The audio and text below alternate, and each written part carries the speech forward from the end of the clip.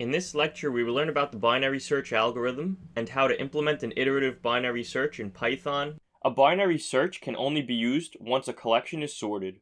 Then it starts in the middle of the collection and checks the value of the middle element. If the element we are searching for is smaller, it goes to the left half of the collection to continue its search. Otherwise, it goes to the right half of the collection to continue its search. Then it starts at the middle of that half and repeats the process over and over. Each time, half of the collection it is searching through gets eliminated from the search. Pretend we have a list of integers 1, 2, 3, 4, 5, 6, and 7. We will use a binary search to find 2. The binary search starts out at element 4, the middle element in the collection. 2, the element we are looking for, is less than 4, so it moves on to the left half of the collection. Then it searches that half. The elements in the left half of the array are 1, 2, and 3. The binary search starts out at the midpoint here, which is 2. Since 2 was found, its index will be returned. Now that we understand how the binary search algorithm works, let's learn how to implement it in Python.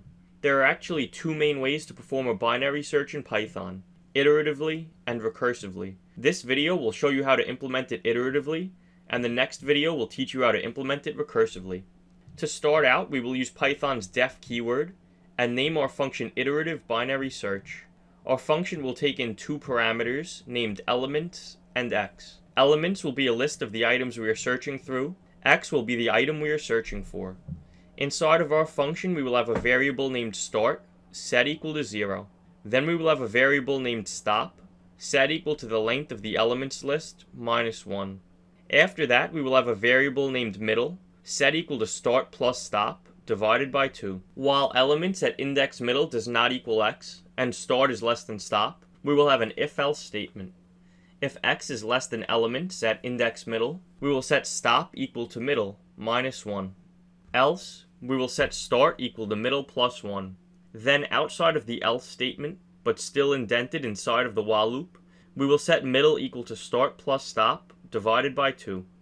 Then we will return -1 if elements at index middle does not equal x, else we will return middle. That wraps up our iterative binary search function. Now it is time to test our code.